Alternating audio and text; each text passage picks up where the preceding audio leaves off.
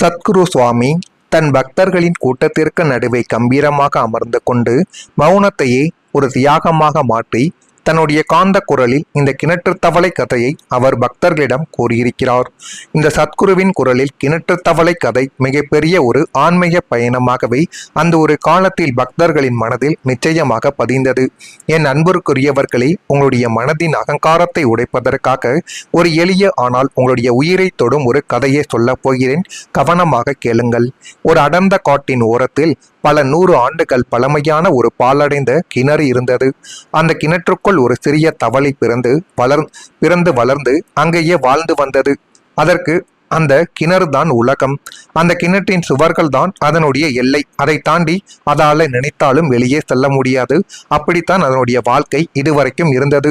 மேலே தெரிந்த அந்த சிறிய வட்ட வடிவ ஆகாயம்தான் அதனுடைய பிரபஞ்சம். அந்த கிணற்று தண்ணீரில் நீந்துவதும் கிணற்று சுவரில் இருக்கும் பூச்சைகளை பிடித்து உண்பதும் நான் தான் இந்த உலகத்தின் அதிபதி என்று தனக்குள் பெருமைப்பட்டு கொள்வதுமே அதோடைய அன்றாட வாழ்க்கையாகவே இருந்தது. அதை காட்டிலும் பெரியதோ அழகானதோ வேறு எதுவும் இந்த உலகத்தில் இருக்க முடியும் என்பதை அதனுடைய மனமானது கற்பனை செய்யக்கூட மறுத்துவிட்டது. ஏனென்றால் அது கிணத்தை விட்டு வெளியில் போனால்தானே வெளியில் என்ன நடக்கிறது என்று தெரியும். அதனால் அந்த கிணத்துக்குள்ள இருக்கும் பொழுது அந்த கிணற்றுல நான் தான் அழகானவன், என்னை மிஞ்சிட இங்க யாரும் கிடையாது என்று அது அப்படி நினைத்து கொண்டே வாழ்ந்து வந்தது. ஒரு நாள் அந்த பகுதியில் வாழ்ந்த ஒரு மகா ஞானி தன் சீடர்களுடன் அந்த பாலடைந்த கிணற்றின் அருகே வந்து அமர்ந்தார். அந்த சீடன் ஆன்மீக பாதையில் பல வருடங்களாக பயணித்துக் கொண்டிருப்பவன், பல புனித நூல்களை கற்றவன். ஆனால் அவனுக்கு நான் பல விஷயங்களை அறிந்து கொண்டேன், நான் ஒரு பெரிய ஆன்மீகவாதி என்ற நுட்பமான அகங்காரம் தலை தூக்கி இருந்தது. அவனுடைய முகத்தில் இருந்த அந்த பெருமையை கண்ட குரு அவனுடைய அறியாமையை உடைக்க நினைத்தார். குரு சீடனை பார்த்து, அதோ அந்த கிணற்றுக்குள் இருக்கும் தவளையிடம் போய் இந்த எல்லையற்ற பெருங்கடலை பற்றியும் பிரம்மாண்டமான வானத்தை பற்றியும் பேசு என்று குரு அனுப்பி வைத்தார். சீடனும் கிணற்றின் அருகே சென்று எட்டி பார்த்து அந்த தவளையிடம் பேசத் தொடங்கினான். ஏ தவளையே, நீ ஏன் இந்த குறுகிய கிணற்றுக்குள் அடைந்து கிடக்கிறாய்? இதோ வெளியில் வா. இங்கே எல்லையே இல்லாத ஒரு பெருங்கடல் இருக்கிறது. நீ நீந்தி கொண்டே இருந்தாலும் அதனுடைய கரை உனக்கு தெரியவே தெரியாது. மேலே பார், ஒரு எல்லையற்ற நீல வானம் இருக்கிறது. நீ எவ்வளவு தூரம் பறந்தாலும் அதன் முடிவு தெரியவே தெரியாது. இந்த உலகம் மிக பிரம்மாண்டமானது என்று அந்த சீடன் அந்த தவளையிடம், கிணத்திற்குள் இருக்கும் தவளையிடம் பேசத் தொடங்கினான். அதை கேட்ட அந்த தவளை பலமாக சிரித்தது.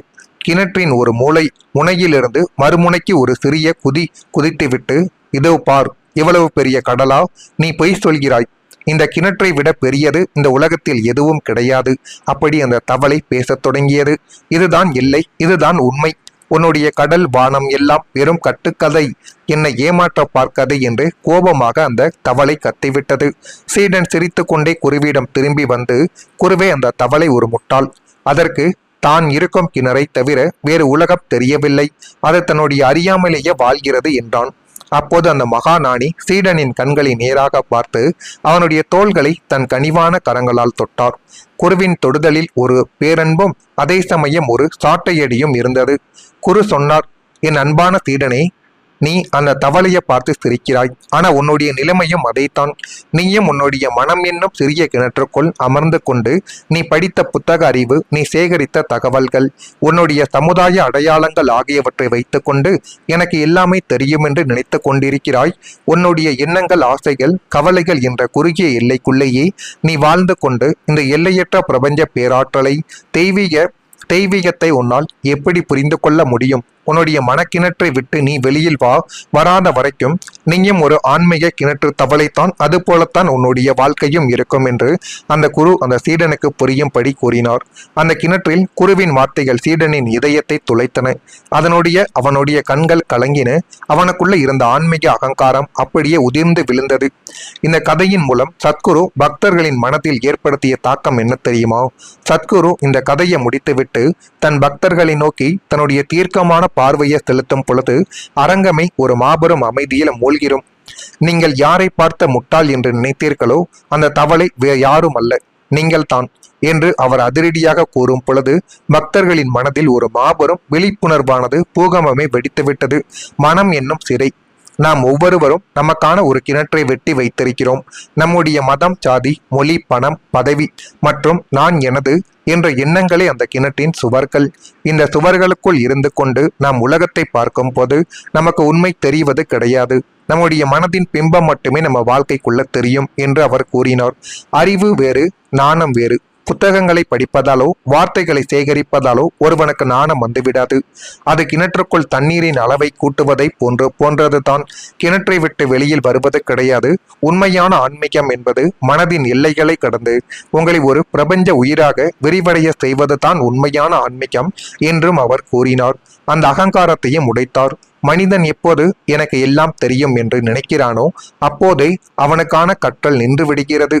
நான் ஒன்றும் அறியாதவன் என்று உங்களை நீங்கள் பிரபஞ்சத்தின் முன்னால் முழுமையாக ஒப்படைக்கும் பொழுதுதான் உங்களுடைய அகக்கண்களானது வாழ்க்கைக்குள்ள திறக்க ஆரம்பிக்கும். என் உயிர் பக்தர்களே, உங்களை நீங்கள் எத்தனையோ பெருமைகளோடு இந்த உலகிற்கு அடையாளப்படுத்திக் கொள்ளலாம். ஆனால் இந்த நிமிடம் உங்களின் கண்களை மூடி உங்களுக்குள் உற்று நோக்கி பாருங்கள். உங்களுக்குள்ள இருக்கும் பயம் நீங்கி இருக்கிறதா? உங்களுடைய கவலைகள் மறைந்திருக்கின்றனவா? இல்லை. நீங்கள் வெளியில் எவ்வளவு பெரிய மனிதராக காட்டிக்கொண்டாலும் உங்களுக்குள்ள ஒரு ஏழை மனிதனாக ஏதோ ஒன்றை இழந்துவிட்ட தவிப்போடு தான் நம்ம வாழ்ந்து கொண்டிருப்போம். ஏன் இந்த தவிப்பு என்று தெரியுமோ? ஏதோ ஒரு தற்காலிகமான கிணற்றுக்குள் அமர்ந்து கொண்டு அதுவே நிரந்தரம் என்று நீங்கள் நம்புவதால் வந்த ஏமாற்றம் இது. உங்களின் பணம், அழகு, இளமை, அதிகாரம் எதுவும் உங்களை காக்கப் போவது கிடையாது. மரணம் என்ற ஒரு பெருங்காற்று வீசும் பொழுது உங்களுடைய கிணற்றின் சுவர்கள் அனைத்தும் நொறுங்கி போய்விடும். அன்று நீங்கள் எதை சொத்து என்று நினைத்தீர்களோ அது எதுவும் உங்களுடைய துணைக்கு வராது. என் அன்பானவர்களை, உங்களை கெஞ்சி கேட்டுக்கொள்கிறேன். தயவு செய்து உங்களுடைய மனக்கிணற்றின் சுவர்களை உடைத்தெறிந்து விடுங்கள். உங்களுடைய கோபத்தை, உங்களுடைய வன்மத்தை, உங்களுடைய எல்லையற்ற பேராசையை கீழே இறக்கி வையுங்கள். இந்த நொடி உங்கள் முன்னால் இருக்கும் மனிதனை, இயற்கையை, இந்த ஒட்டுமொத்த உயிரை அன்போடு நோக்கி பாருங்கள். நீங்கள் தனித்து வாழும் ஒரு தீவு கிடையாது. நீங்கள் இந்த ஒட்டுமொத்த பிரபஞ்சத்தின் ஒரு பகுதி. நீங்கள் உங்களுடைய அகங்காரத்தை கரைத்து நான் என்பதை மறந்து நிற்கும் பொழுது அங்கே பிறப்பதுதான் பேரானந்தம். அந்த ஆனந்தத்தில் நீங்கள் கரையும் போது தெய்வீகம் உங்களை தேடி வரும். உங்களின் கண்ணீரும் தவிப்பும் எனக்கு புரிகிறது. ஆனால் அந்த தவிப்பை ஆன்மீக பசியாக மாற்றுங்கள். உங்களுடைய கிணற்று சுவர்களை உடைத்து எல்லையற்ற பெருங்கடலாக நீங்கள் மாறுவதை காணவே நான் காத்து கொண்டு இருக்கிறேன்.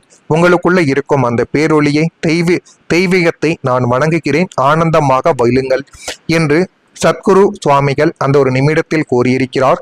எனவே இதனையும் கேட்டு நான் தான் அனைவரையும் விடவும் எல்லாம் தெரிந்தவன் என்கிற ஒரு ஆணவத்தில் எப்பொழுதும் ஆடவே ஆடாதீர்கள். ஒருவனுக்கு மேல ஒருவன் எப்பொழுதுமே இருப்பான். எனவே இருப்பதை வைத்து சந்தோஷமாக இருக்க பழகி கொள்ளுங்கள். அதுதான் உங்க வாழ்க்கைக்குள்ள நல்லதை தேடி கொடுக்கும்.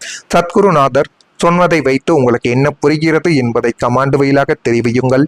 மறக்காம நம்முடைய சேனலுக்கு ஒரே ஒரு சப்ஸ்கிரைப் மட்டும் செய்து வைத்துக் கொள்ளுங்கள். நன்றி, வணக்கம். எனக்குள் பெருமைப்பட்டு கொள்வதுமே அதோடைய அன்றாட வாழ்க்கையாகவே இருந்தது.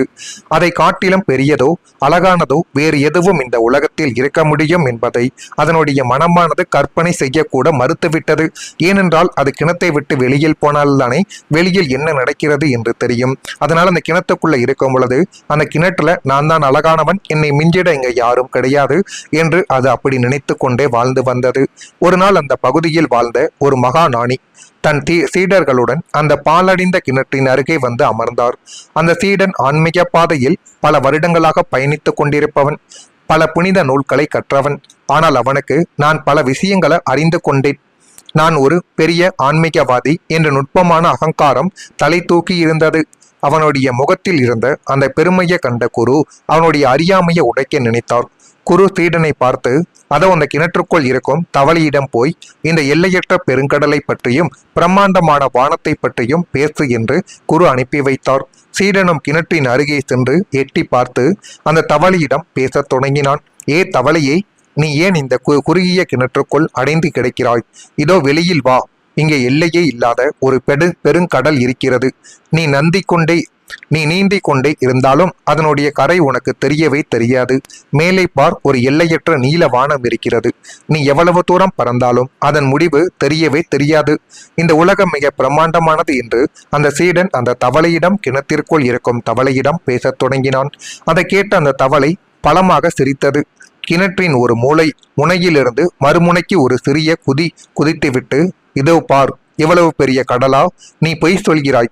இந்த கிணற்றை விட பெரியது இந்த உலகத்தில் எதுவும் கிடையாது. அப்படி அந்த தவளை பேசத் தொடங்கியது. இதுதான் எல்லை, இதுதான் உண்மை. உன்னுடைய கடல் வானம் எல்லாம் வெறும் கட்டுக்கதை, என்னை ஏமாற்ற பார்க்கதை என்று கோபமாக அந்த தவளை கத்திவிட்டது. சீடன் சிரித்து கொண்டே குருவியிடம் திரும்பி வந்து, குருவே, அந்த தவளை ஒரு முட்டாள். அதற்கு தான் இருக்கும் கிணறை தவிர வேறு உலகம் தெரியவில்லை. அது தன்னுடைய அறியாமலேயே வாழ்கிறது என்றான். அப்போது அந்த மகாநாணி சீடனின் கண்களை நேராக பார்த்து அவனுடைய தோள்களை தன் கனிவான கரங்களால் தொட்டார். குருவின் தொடுதலில் ஒரு பேரன்பும் அதே சமயம் ஒரு சாட்டையடியும் இருந்தது. குரு சொன்னார், என் அன்பான சீடனே, நீ அந்த தவளையை பார்த்து சிரிக்கிறாய். ஆனா உன்னுடைய நிலைமையும் அதைத்தான். நீயும் உன்னுடைய மனம் என்னும் சிறிய கிணற்றுக்குள் அமர்ந்து கொண்டு நீ படித்த புத்தக அறிவு, நீ சேகரித்த தகவல்கள், உன்னுடைய சமுதாய அடையாளங்கள் ஆகியவற்றை வைத்துக்கொண்டு எனக்கு எல்லாமே தெரியும் என்று நினைத்து கொண்டிருக்கிறாய். உன்னுடைய எண்ணங்கள், ஆசைகள், கவலைகள் என்ற குறுகிய எல்லைக்குள்ளேயே நீ வாழ்ந்து கொண்டு இந்த எல்லையற்ற பிரபஞ்ச பேராற்றலை, தெய்வீகத்தை உன்னால் எப்படி புரிந்து கொள்ள முடியும்? உன்னுடைய மனக்கிணற்றை விட்டு நீ வெளியில் வராத வரைக்கும் நீயும் ஒரு ஆன்மீக கிணற்று தவளைத்தான். அது போலத்தான் உன்னுடைய வாழ்க்கையும் இருக்கும் என்று அந்த குரு அந்த சீடனுக்கு புரியும்படி கூறினார். அந்த கிணற்றில் குருவின் வார்த்தைகள் சீடனின் இதயத்தை துளைத்தன. அவனுடைய கண்கள் கலங்கின. அவனுக்குள்ள இருந்த ஆன்மீக அகங்காரம் அப்படியே உதிர்ந்து விழுந்தது. இந்த கதையின் மூலம் சத்குரு பக்தர்களின் மனதில் ஏற்படுத்திய தாக்கம் என்ன தெரியுமா? சத்குரு இந்த கதையை முடித்துவிட்டு தன் பக்தர்களை நோக்கி தன்னுடைய தீர்க்கமான பார்வையை செலுத்தும் பொழுது அரங்கமே ஒரு மாபெரும் அமைதியில் மூழ்கிறோம். நீங்கள் யாரை பார்த்த முட்டாள் என்று நினைத்தீர்களோ அந்த தவளை வேறு யாரும் அல்ல, நீங்கள் தான் என்று அவர் அதிரடியாக கூறும் பொழுது பக்தர்களின் மனதில் ஒரு மாபெரும் விழிப்புணர்வானது பூகம்பமே வெடித்துவிட்டது. மனம் என்னும் சிறை. நாம் ஒவ்வொருவரும் நமக்கான ஒரு கிணற்றை வெட்டி வைத்திருக்கிறோம். நம்முடைய மதம், சாதி, மொழி, பணம், பதவி மற்றும் நான் எனது என்ற எண்ணங்களே அந்த கிணற்றின் சுவர்கள். இந்த சுவர்களுக்குள் இருந்து கொண்டு நாம் உலகத்தை பார்க்கும் போது நமக்கு உண்மை தெரிவது கிடையாது. நம்முடைய மனதின் பிம்பம் மட்டுமே நம்ம வாழ்க்கைக்குள்ள தெரியும் என்று அவர் கூறினார். அறிவு வேறு, நாணம் வேறு. புத்தகங்களை படிப்பதாலோ வார்த்தைகளை சேகரிப்பதாலோ ஒருவனுக்கு நாணம் வந்துவிடாது. அது கிணற்றுக்குள் தண்ணீரின் அளவை கூட்டுவதை போன்றது தான். கிணற்றை விட்டு வெளியில் வருவது கிடையாது. உண்மையான ஆன்மீகம் என்பது மனதின் எல்லைகளை கடந்து உங்களை ஒரு பிரபஞ்ச உயிராக விரிவடைய செய்வது தான் உண்மையான ஆன்மீகம் என்றும் அவர் கூறினார். அந்த அகங்காரத்தையும் உடைத்தார். மனிதன் எப்போது எனக்கு எல்லாம் தெரியும் என்று நினைக்கிறானோ அப்போதே அவனுக்கான கற்றல் நின்று விடுகிறது. நான் ஒன்றும் அறியாதவன் என்று உங்களை நீங்கள் பிரபஞ்சத்தின் முன்னால் முழுமையாக ஒப்படைக்கும் பொழுதுதான் உங்களுடைய அகக்கண்களானது வாழ்க்கைக்குள்ள திறக்க ஆரம்பிக்கும். என் உயிர் பக்தர்களே, உங்களை நீங்கள் எத்தனையோ பெருமைகளோடு இந்த உலகிற்கு அடையாளப்படுத்திக் கொள்ளலாம். ஆனால் இந்த நிமிடம் உங்களின் கண்களை மூடி உங்களுக்குள் உற்று நோக்கி பாருங்கள். உங்களுக்குள்ள இருக்கும் பயம் நீங்கி இருக்கிறதா? உங்களுடைய கவலைகள் மறைந்திருக்கின்றனவா? இல்லை. நீங்கள் வெளியில் எவ்வளவு பெரிய மனிதராக காட்டிக்கொண்டாலும் உங்களுக்குள்ள ஒரு ஏழை மனிதனாக ஏதோ ஒன்றை இழந்துவிட்ட தவிப்போடு தான் நம்ம வாழ்ந்து கொண்டிருப்போம். ஏன் இந்த தவிப்பு என்று தெரியுமோ? ஏதோ ஒரு தற்காலிகமான கிணற்றுக்குள் அமர்ந்து கொண்டு அதுவே நிரந்தரம் என்று நீங்கள் நம்புவதால் வந்த ஏமாற்றம் இது. உங்களின் பணம், அழகு, இளமை, அதிகாரம் எதுவும் உங்களை காக்கப் போவது கிடையாது. மரணம் என்ற ஒரு பெருங்காற்று வீசும் பொழுது உங்களுடைய கிணற்றின் சுவர்கள் அனைத்தும் நொறுங்கி போய்விடும். அன்று நீங்கள் எதை சொத்து என்று நினைத்தீர்களோ அது எதுவும் உங்களுடைய துணைக்கு வராது. என் அன்பானவர்களை, உங்களை கெஞ்சி கேட்டுக்கொள்கிறேன், தயவு செய்து உங்களுடைய மனக்கிணற்றின் சுவர்களை உடைத்தெறிந்து விடுங்கள். உங்களுடைய கோபத்தை, உங்களுடைய வன்மத்தை, உங்களுடைய எல்லையற்ற பேராசையை கீழே இறக்கி வையுங்கள். இந்த நொடி உங்கள் முன்னால் இருக்கும் மனிதனை, இயற்கையை, இந்த ஒட்டுமொத்த உயிரை அன்போடு நோக்கி பாருங்கள். நீங்கள் தனித்த வாழும் ஒரு தீவு கிடையாது. நீங்கள் இந்த ஒட்டுமொத்த பிரபஞ்சத்தின் ஒரு பகுதி. நீங்கள் உங்களுடைய அகங்காரத்தை கரைத்து நான் என்பதை மறந்து நிற்கும் பொழுது அங்கே பிறப்பதுதான் பேரானந்தம். அந்த ஆனந்தத்தில் நீங்கள் கரையும் போது தெய்வீகம் உங்களை தேடி வரும். உங்களின் கண்ணீரும் தவிப்பும் எனக்கு புரிகிறது. ஆனால் அந்த தவிப்பை ஆன்மீக பசியாக மாற்றுங்கள். உங்களுடைய கிணற்று சுவர்களை உடைத்து எல்லையற்ற பெருங்கடலாக நீங்கள் மாறுவதை காணவே நான் காத்து கொண்டு இருக்கிறேன். உங்களுக்குள்ள இருக்கும் அந்த பேரொளியை, தெய்வீகத்தை நான் வணங்குகிறேன். ஆனந்தமாக வயலுங்கள் என்று சத்குரு சுவாமிகள் அந்த ஒரு நிமிடத்தில் கூறியிருக்கிறார். எனவே இதனையும் கேட்டு நான் தான் அனைவரையும் விடவும் எல்லாம் தெரிந்தவன் என்கிற ஒரு ஆணவத்தில் எப்பொழுதும் ஆடவே ஆடாதீர்கள். ஒருவனுக்கு மேல ஒருவன் எப்பொழுதுமே இருப்பான். எனவே இருப்பதை வைத்து சந்தோஷமாக இருக்க பழகி கொள்ளுங்கள். அதுதான் உங்க வாழ்க்கைக்குள்ள நல்லதை தேடி கொடுக்கும். சத்குருநாதர் சொன்னதை வைத்து உங்களுக்கு என்ன புரிகிறது என்பதை கமாண்ட் வழியாக தெரிவியுங்கள். மறக்காம நம்முடைய சேனலுக்கு ஒரே ஒரு சப்ஸ்கிரைப் மட்டும் செய்து வைத்துக் கொள்ளுங்கள். நன்றி, வணக்கம்.